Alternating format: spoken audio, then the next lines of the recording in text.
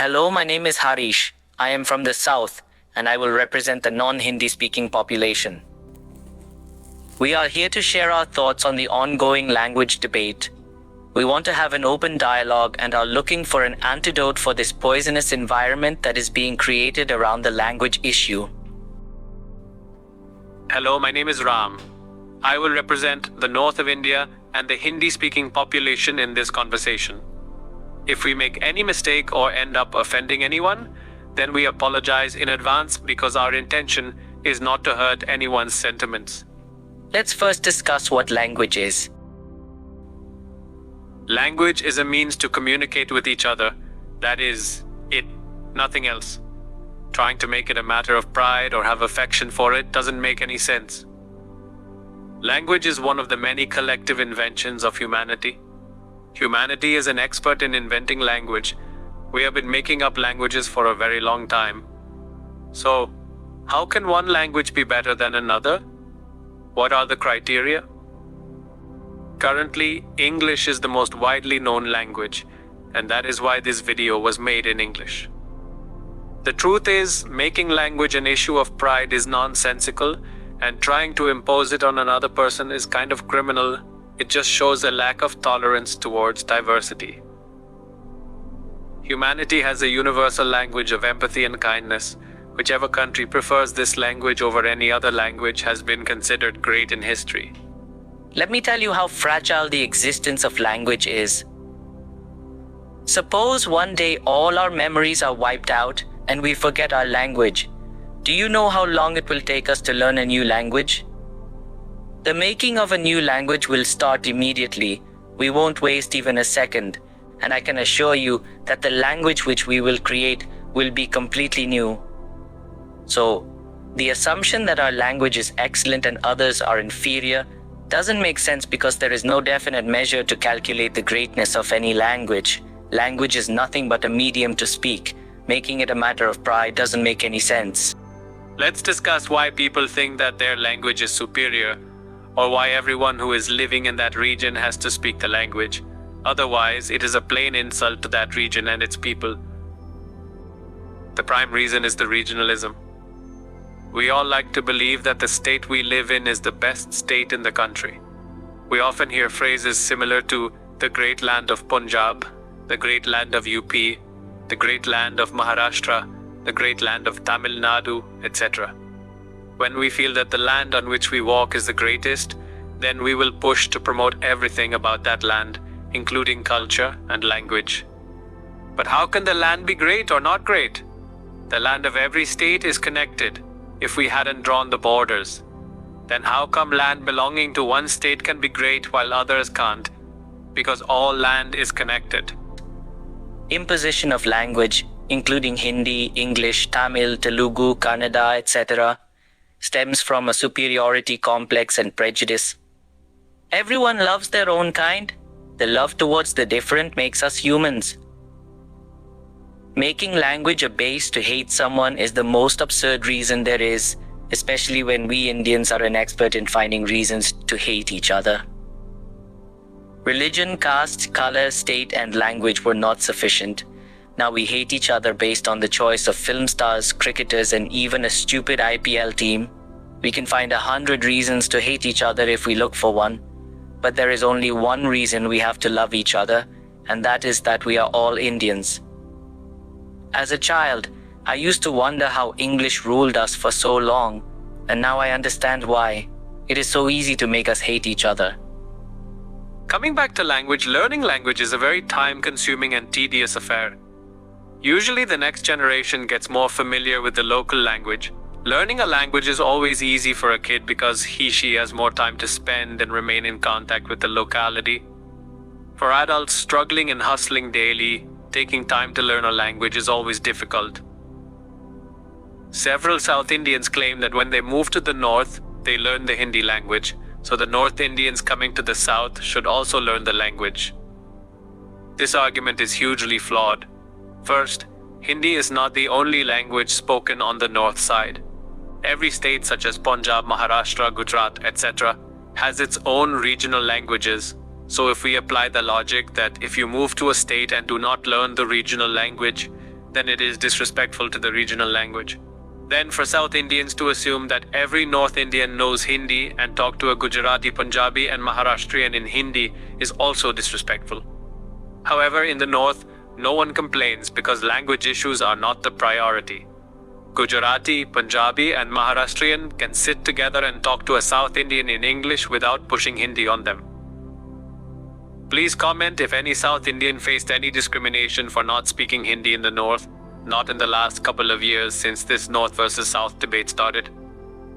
It is highly unlikely because not all of the people in the North speak the same Hindi. In fact, in highly populated northern regions like Delhi, if you speak English instead of Hindi, people perceive you as more educated and give you more respect. It is easier for a South Indian to get a flat on rent in Delhi compared to a person from MP or UP, so if North Indians hated non-Hindi speakers, then this could never be the case. Now the question comes, why do people think their land, culture or language is the greatest? It is all because of our politicians, especially local leaders. People of other states don't concern them. So, they feed poison to the local people against them. Such politicians have a simple 3-stage process for manipulation. In the first stage, they will talk about the greatness of local land, culture and language. In the second step, they will tell the local population how people from other states or regions haven't respected them. In the third and final stage, they will tell the local public that now is the time to reclaim our lost honor and teach a lesson to those who don't know our culture and language because they are disrespecting us by doing so. It is a classic regional politics 101. The state might change, but this approach among regional politicians remains the same. People of any state like to believe that it is their state and somehow they have individual rights on it. A state is owned by the people living there collectively, not individually. An individual has rights only on the land he owns legally or the house he lives in. Just because you live in a state, that doesn't entitle you from prohibiting or allowing or asking anyone to leave the state. If you have any confusion, try to show your authority in any public place or any place outside your house. You will immediately come to know how much less authority you have.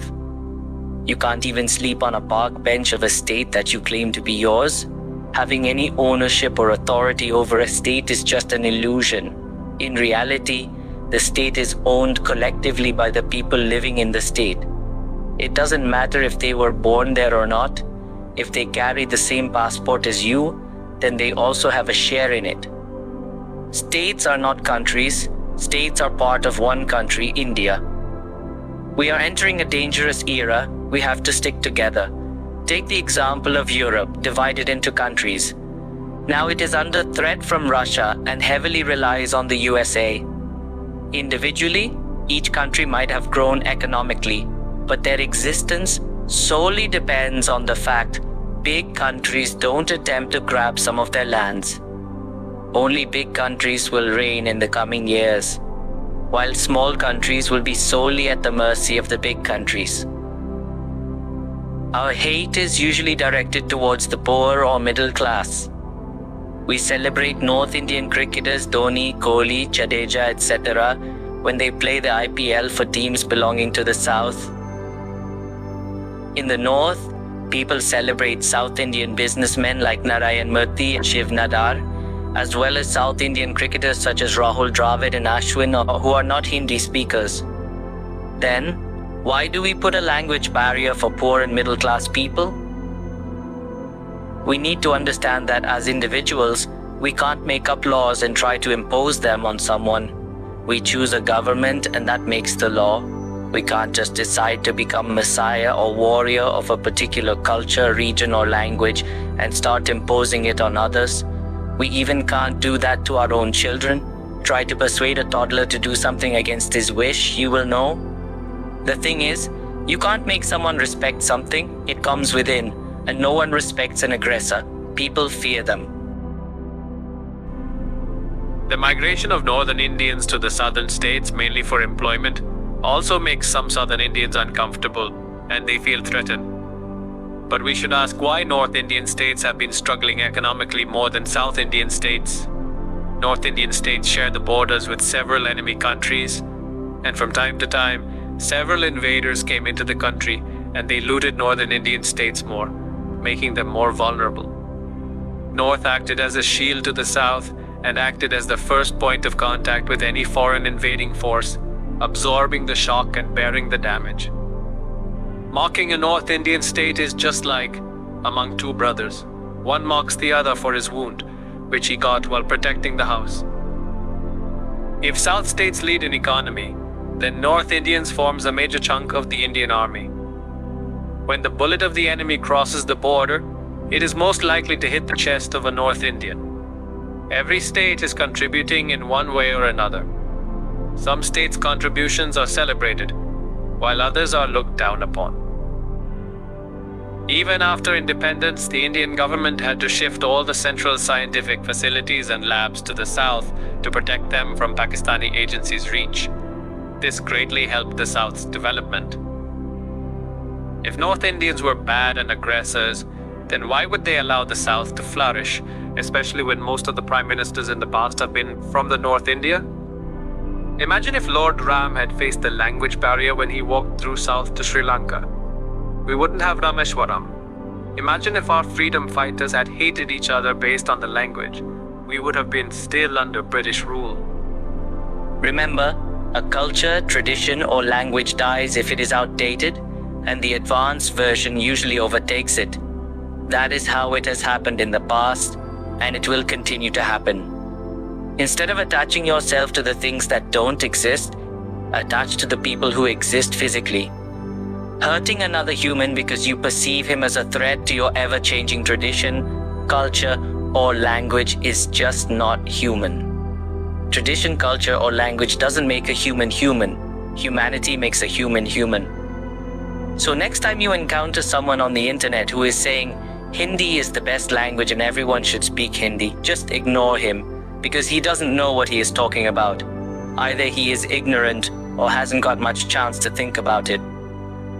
Don't hate him. Pardon his ignorance. Remember, if we all had all the information and we had thought about the matter after putting our prejudices aside, we all would have the same opinion on everything.